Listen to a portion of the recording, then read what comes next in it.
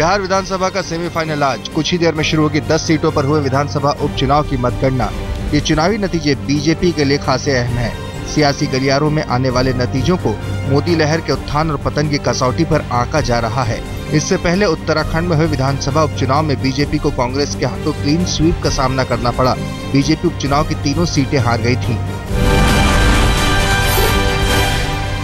बिहार विधानसभा उपचुनाव के आने वाले नतीजे लालू नीतीश के लिए ऐसे टेस्ट माने जा रहे हैं। लोकसभा चुनाव में मिली करारी शिकस्त के बाद धुर विरोधी इन दोनों नेताओं ने साथ मिलकर बीजेपी के खिलाफ मोर्चा संभाला है। कुछ ही देर में आने वाले नतीजों से ही ये तय होना है कि लालू नीतीश का गठबंधन आगे भी जारी रहेगा या नहीं। बिहार के हाजीपुर, छपरा, मोहिउद्दीन नगर, परबत्ता, भागलपुर, राजनगर, जाले, मोहनिया, नरकटियागंज और बांका विधानसभा सीट पर 21 अगस्त को मतदान हुआ था। इन 10 सीटों में बीजेपी ने 9 और एलजेपी ने 1 सीट पर चुनाव लड़ा है, जबकि आरजेडी, जेडीयू और कांग्रेस के गठबंधन में 4-4 सीटों पर लालू नीतीश ने और 2 सीटों पर कांग्रेस ने मिलकर चुनाव लड़ा है। बिहार के साथ ही मध्य प्रदेश, पंजाब और कर्नाटक में हुए विधानसभा उपचुनाव के नतीजे भी आज आएंगे। एमपी, पंजाब और कर्नाटक की 3-3 विधानसभा सीटों पर हुए उपचुनाव के लिए 21 अगस्त को वोट डाले गए थे। बाज नहीं आ रहा है पाकिस्तान। बीती रात भी पाकिस्तान ने जम्मू में अरनिया से लेकर आरएसपुरा तक के 11 बीएसएफ पोस्टों पर अंधाधुंध फायरिंग की। पाकिस्तान की ओर से इन पोस्टों पर एक बार फिर मोर्टार से गोले दागे गए। गृह मंत्री राजनाथ सिंह पाकिस्तान की इन हरकतों पर कड़ी नजर बनाए हुए हैं। राजनाथ सिंह आज सुबह 11:30 बजे बीएसएफ और गृह मंत्रालय के अधिकारियों के साथ बैठक भी करेंगे। पाकिस्तान के सीज फायर के उल्लंघन के बीच बीजेपी अध्यक्ष अमित शाह मंत्री जितेंद्र सिंह के साथ आरएसपुरा का दौरा कर सकते हैं। खबर है कि अमित शाह आरएसपुरा में प्रवासियों के कैंप जाएंगे। अमित शाह अरनिया इलाके के ट्रेवा, रंगपुर, मलाना और सालेर में पीड़ितों से मुलाकात भी करेंगे। बीजेपी अध्यक्ष अमित शाह आज कठुआ में बीजेपी की एक रैली को भी संबोधित करेंगे। रैली 11 बजे होगी। इस रैली के दौरान हाल ही में कांग्रेस का दामन छोड़ने वाले पूर्व सांसद लाल सिंह आज बीजेपी में शामिल होने का ऐलान कर सकते हैं।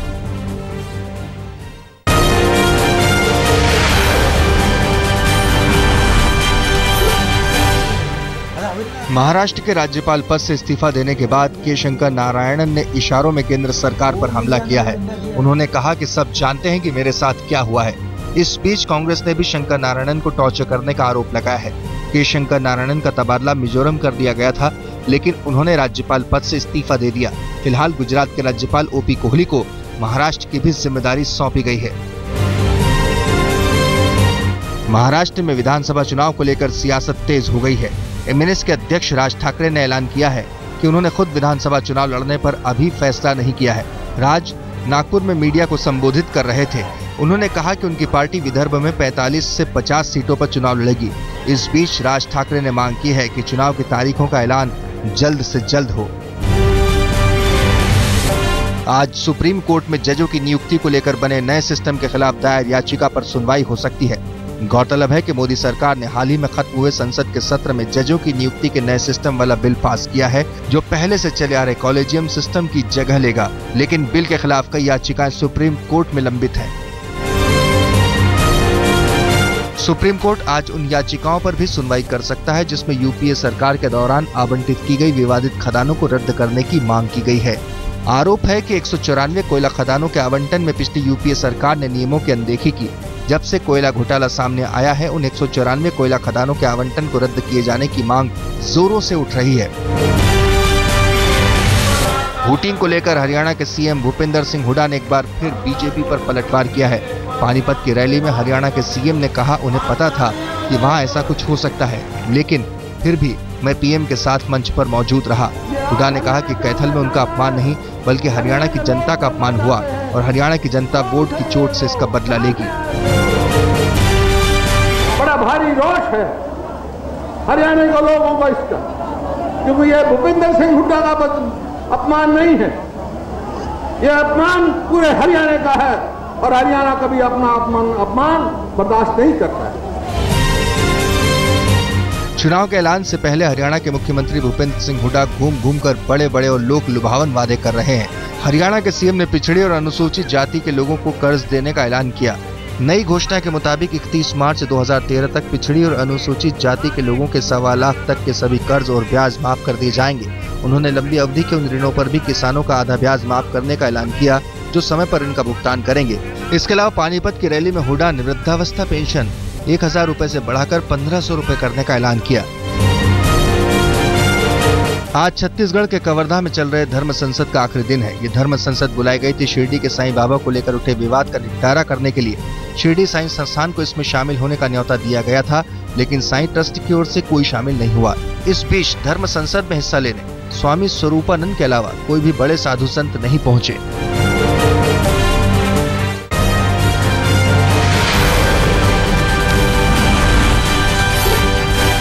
झारखंड की शूटर तारा शाहदेव का मामला तूल पकड़ने लगा है। विश्व हिंदू परिषद भी अब तारा के समर्थन में खुलकर सामने आ गया है।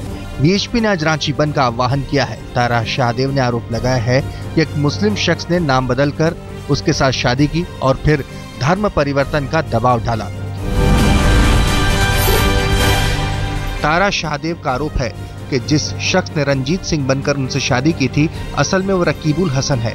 तारा की शादी इसी साल 7 जुलाई को हिंदू रीति रिवाजों के साथ रांची में हुई थी। शादी के 2 दिन बाद यानी 9 जुलाई को रंजीत उर्फ रकीबुल ने 20-25 हाजियों को घर बुलाकर तारा पर जबरन धर्म परिवर्तन का दबाव बनाया।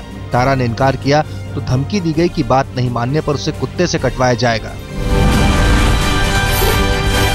उन लोगों ने मुझ पे जोर बढ़ाना शुरू कर दिया, भूखे रखना, सोने नहीं देते थे, खाना नहीं देते थे सही तरीके से, मारते थे। पानी मांगती थी तो वो पानी नहीं देते थे क्योंकि मुझे हार्ट डिजीज़ है, रोमेटिक, मुझे स्मोक से बहुत एलर्जी है। वो लोग 3-3, 4-4 डब्बा स्मोक एक बार में पीते थे रूम के अंदर। उस धुएं को मेरे मुँह पे फेंका जाता था।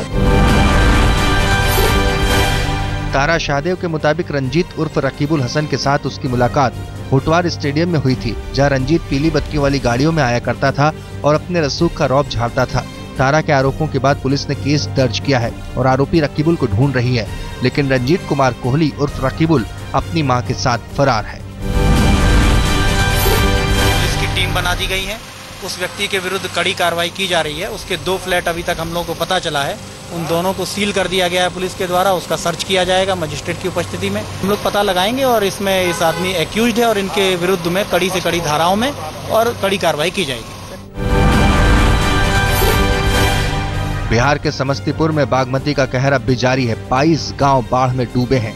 जिला मुख्यालय से संपर्क गांव का टूट गया है। लोग अपनी जान बचाने के लिए ऊंची जगहों पर पलायन कर रहे हैं। सबसे बड़ी समस्या पीने के पानी की है। सरकारी मदद के सारे दावे खोखले नजर आ रहे हैं और मरीजों को अस्पताल पहुंचाने के लिए लोगों को खटिया का सहारा लेना पड़ रहा है।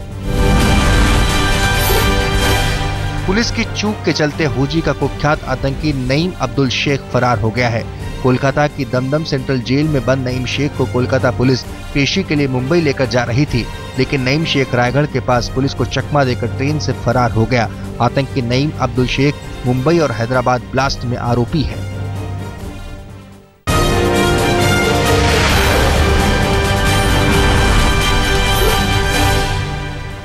दिल्ली के पश्चिम बिहार में एक स्कूल वैन चालक ने 9 साल के बच्चे की बुरी तरह पिटाई कर दी। घायल बच्चे का एक निजी अस्पताल में इलाज चल रहा है।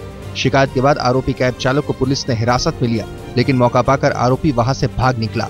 अब पुलिस सीमा क्षेत्र की दलील पर उतर आई है।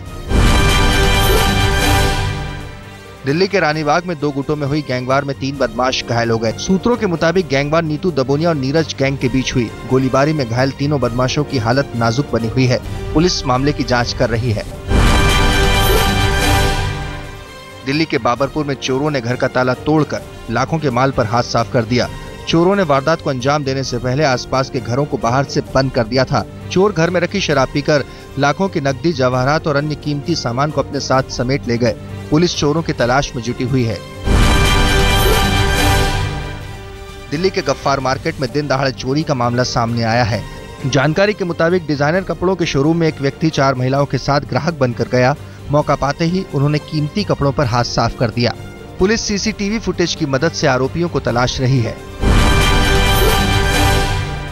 यूपी के संभल में छात्राओं ने मनचले की जमकर पिटाई की। चश्मदीदों के मुताबिक ये लड़के रोज लड़कियों से छेड़छाड़ करते थे, जिससे परेशान होकर लड़कियों ने घर वालों के साथ मिलकर मनचलों की चप्पलों से जमकर पिटाई की। इसके बाद पुलिस ने शहर में गश्त बढ़ा दी है।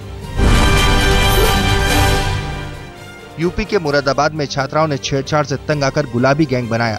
आरोप है कि कॉलेज के गेट पर कुछ लड़के छेड़छाड़ करते थे।